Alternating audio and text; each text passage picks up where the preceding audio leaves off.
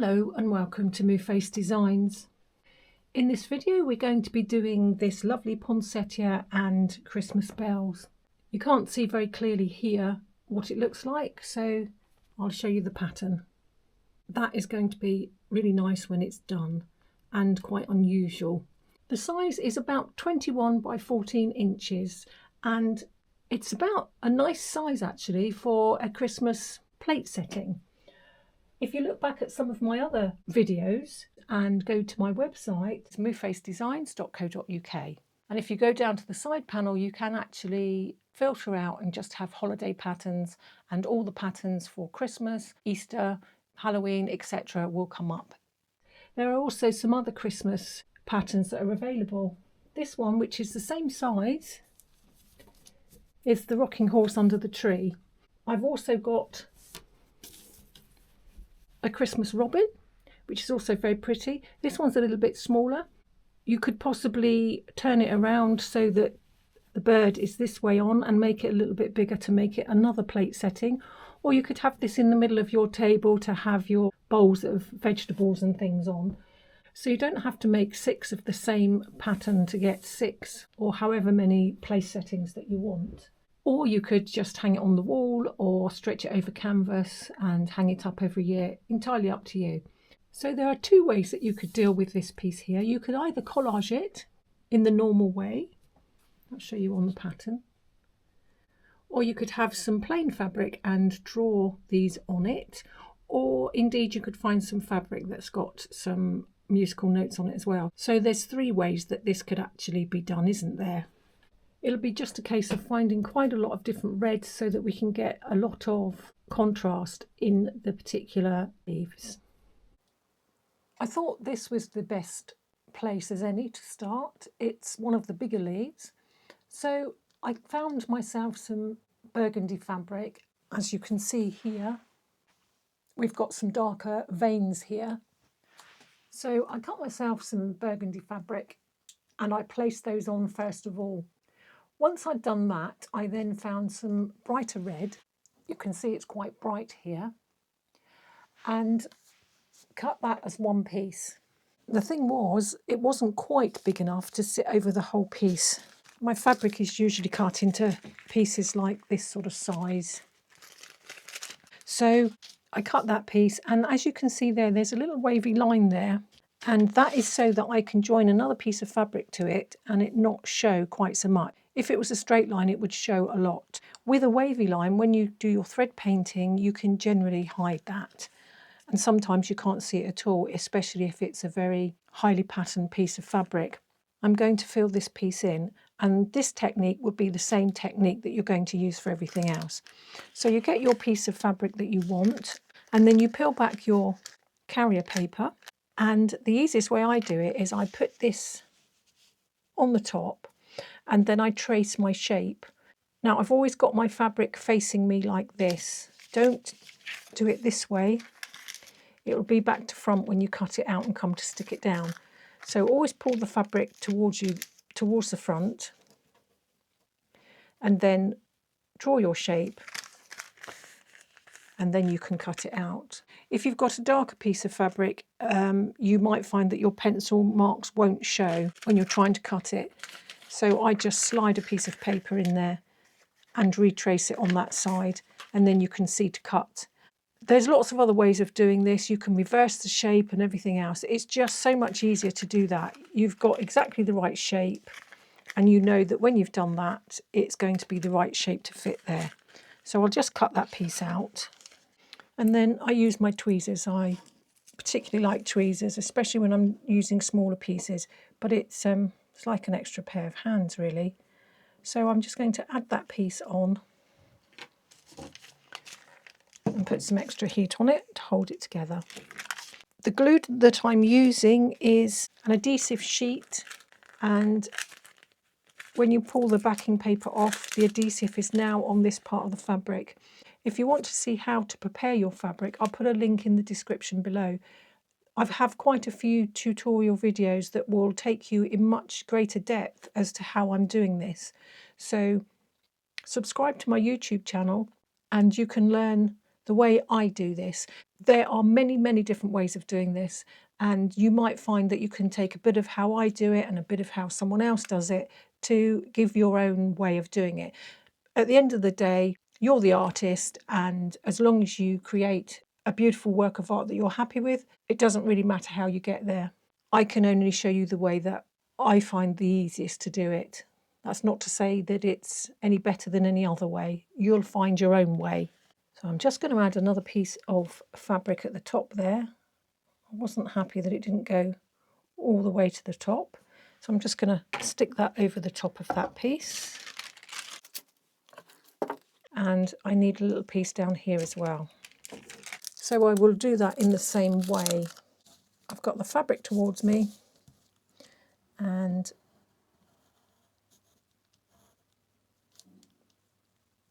actually that's got to sit over the top.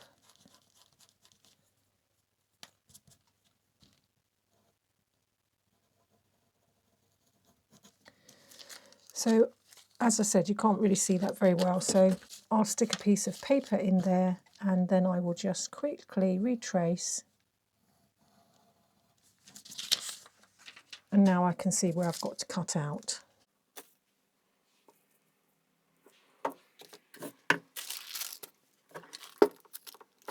So this next part of the leaf here is slightly darker, so I'm going to see if I can find a slightly darker value fabric than this red one and fill in that piece there. We've got a little lighter bit there, which again I shall use the same fabric as I've got here on that piece. So same thing. Pull my piece of fabric towards me. I'm going to use that straight line there to save me cutting a straight line.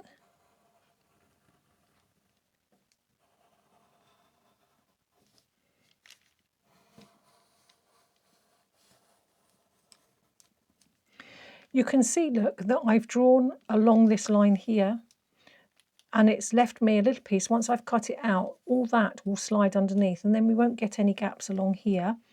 And that piece will be the piece that actually sticks to my other piece of fabric.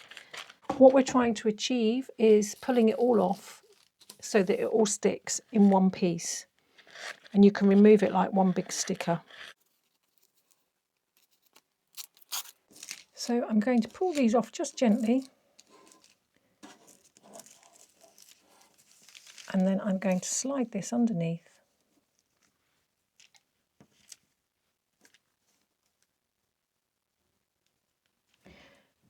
And then gently put those back down again. And put some heat on all of it, and then it will stick down. Now I use Bondaweb. It's not sticky, so it only sticks to one another when you put some heat on it. Looking at this piece of fabric, the glue is here, but it's not sticky. So it's not going to stick anywhere unless you put some heat on it. There are other types of adhesive that is actually sticky, and you can just reposition it as and when you want. I don't particularly like that. I can't work very well with that particular brand. It will be just a case of trying to find a brand that you like the best. So I'm using my hot iron to join these pieces together, and you might find that you can skip that. You might not want to use parchment paper. You might just want to place it straight onto a backing fabric.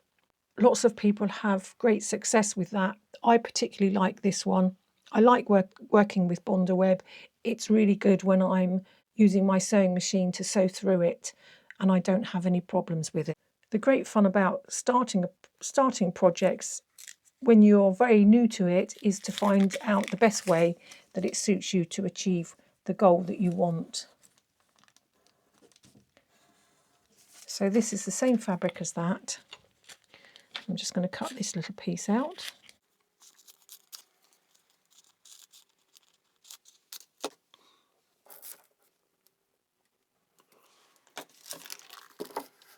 So now I've added another piece of fabric here, which is, it's kind of a shadow, I think, and it is a very similar value to this. So I've just used the same fabric. What I needed to do when I drew this shape, I marked on it where that particular shape was. And then I used it as a placement guide, so I knew roughly where this piece of fabric went. And I've just slid it underneath that piece of fabric there. So now that's in the right place. So I'm going to continue in the same vein, doing a few more of the poinsettia leaves, and we'll come back in a bit. I thought I'd come back and show you how I've got on so far. I got this far before I went off on holiday, and I've had quite a bit of time away from my collaging. And when I come back, I've decided that I wasn't happy with a few of the fabrics that I'd chosen. Although I have got a lot of red fabrics within my selection, I didn't think I had quite enough. So whilst I was away, I had some other fabrics arrive. Here they all are.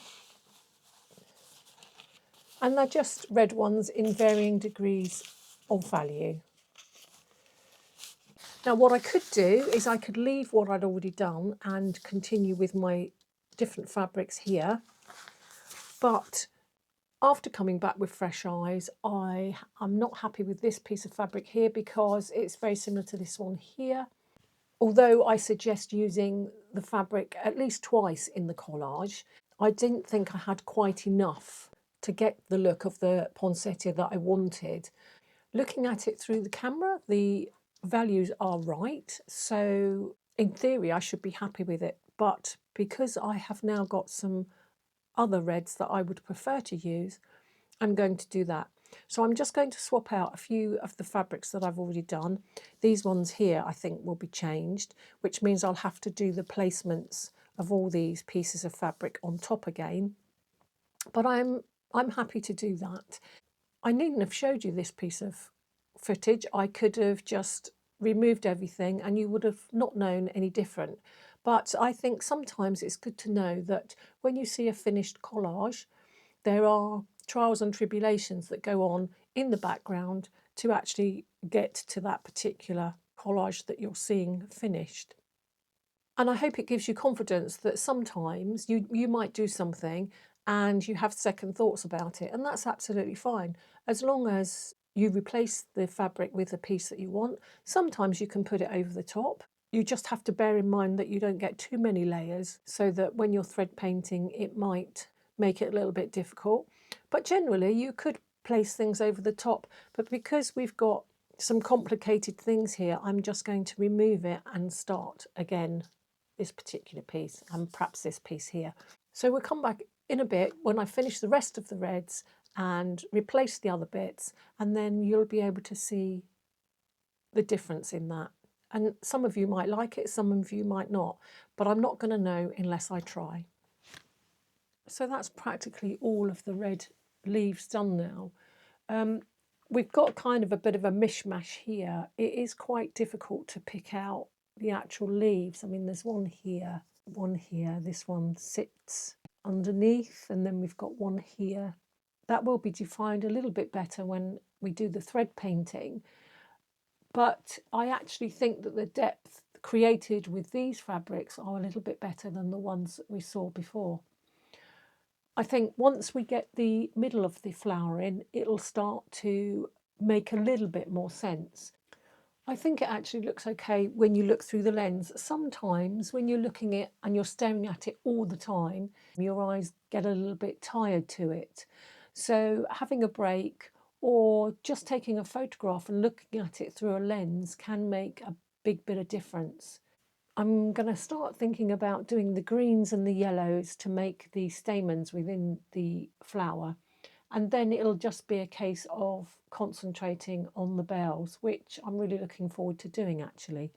I'll do the centre of the flower and then we'll have another look. So now I've finished the centrepiece, and you can't really see it because of the parchment paper, but I've put the white background in here. And because of the way the shadows are, this bit here and this bit here is just slightly darker. It was quite good to get these pieces in because it held this piece of collage together. Because if there wasn't any background there, then obviously we've got a lot of small pieces that are just floating about. We've got a few odds and ends to put in. We've got some lines like we have here and some notes as well to go over here. And there's just a few little bits and pieces here that I need to put in. I think I'll be using Inktense pencils for that because the pieces there are quite small. I think I might draw these on to a white background. If I can see the pattern through it, it will make it nice and easy. If I can't, I'll think again. But for the moment, just concentrate on these and they will actually attach themselves to the collage anyway. So that'll be fairly easy to lift up. It will only be this one and this one here that will come right off when I've decided what white background I'm going to use for that. I think the poinsettia looks fairly effective. And as I say, once we start getting some thread painting on it and I can put some proper veins in the leaves and everything, I think that'll just lift it a little bit more as well. So I finished the bells now. They were a little bit more tricky than I thought they were going to be honest. I've had to use a few Inktense pencils just to give it a little bit more definition to make them look like they're more rounded. But I think on the whole, they're not too bad at all. And I think once we get the fabric in behind it with all the music on it, then I think it should be okay.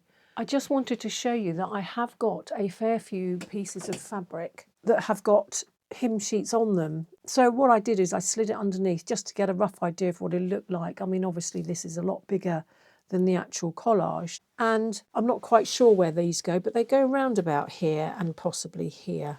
But I think they're lost totally within that. And my pattern shows with a white background, which actually I think shows the bells off a lot better. I shan't be using that piece, that's for sure. So we'll take that away. And then I've just got some other ones with slightly larger shapes and things on it. But again, I think most of them have got sort of like a parchment background. And I don't think it makes the bells stand out enough. So I think what I am going to do, is another one here as well. What I am going to do is I'm going to use a white fabric and then I'm going to either collage these on or draw them on. As I say, I'm not quite sure at the moment. The lines will be definitely drawn. I can't cut a piece of fabric that is thin enough for that. So I will definitely be drawing those. It's just finding something that I can use that won't bleed. And then I'm not sure whether I'll be able to cut small circles like that. So I'll see how I go. And I think it will look so much better with those against a white background, which was exactly how I designed the pattern. So I'll crack on with that and then we'll come back. So I've now transferred the musical notes onto the piece of white fabric. You can see if I put my hand underneath it where it is. And instead of using some fabric to create these shadows, as you can look here in the pattern, here we go, I've allowed for fabric to do that. I thought it was much softer to do it in Inktense pencils. I did draw on my parchment paper in pen. It was a little bit difficult. The parchment paper didn't really like taking the pen, but it was just enough so that I could see underneath what was needed. And I transferred it on, and I actually just used a normal writing pen. I'm going to stitch over them anyway, so that's fine. These pieces here, I think I am going to collage in black because once I get the black thread on there, then it'll all match up perfectly. One thing I did do that I would suggest that you don't is if you're going to draw this on, I've drawn a line here, which is the spine of the book. I could have done without that really. It's not too bad, but it would have been better if I hadn't had that black line on it. And because I've done in pen, I can't do anything about it. These particular ones here have been done in pencil, and actually I think they're slightly the wrong angle. So luckily I should be able to rub those out. So the last piece is to get these black pieces collaged, and then when that's done I'll come back to you again. So I've done the collaging of the black pieces. It makes it stand out a whole lot better, I think. Once we've got the stitching on the rest of it, it'll definitely make it feel as it should, especially here and over here when there isn't very many musical notes. So the next stage then will be to peel this off, put it on some backing fabric and sandwich it up, and then get cracking with the thread painting. So I did finally get the sewing machine out just quickly so that I could do the black parts on here. I used normal straight stitch for doing this, and then I used 3 motion on the smaller, shorter pieces. I probably could have done a straight line with my 3 motion. I couldn't guarantee it would be as straight as that. I can do it fairly straight, but I thought it was easier to do it with a normal stitch. I haven't done these pieces here. These are smaller pieces and I can do that with 3 motion. What I did do is I peeled it off the parchment paper and I added some cotton, and it's very, very thin cotton, on the back just to stabilise everything. It's something that I had in my stash and I know I won't use it for anything else. I have a fair amount of it, so it's fairly useful to use as a backing fabric. It's quite light in colour and it doesn't actually show through white either, so that's really helpful. Obviously it's not squared up properly yet, so it looks a bit tatty around the edges, and I think the thread painting will bring a whole new dimension to it again. So I'm really looking forward to getting this under the needle properly and finishing it off.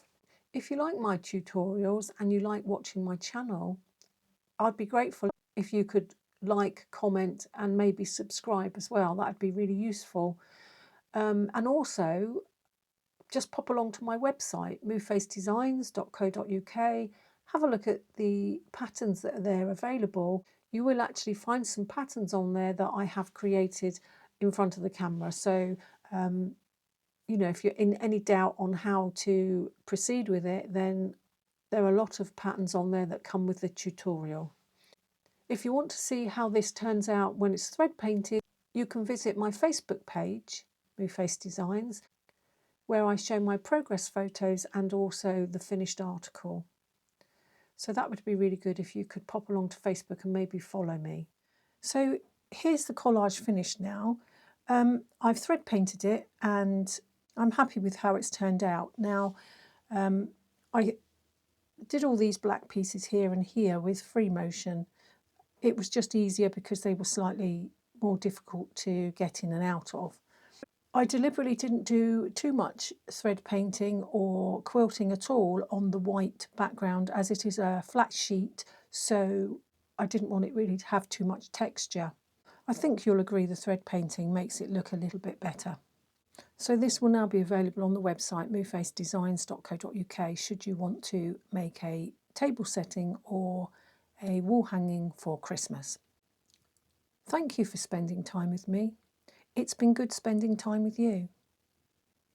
Until next time, take care of yourselves. Goodbye.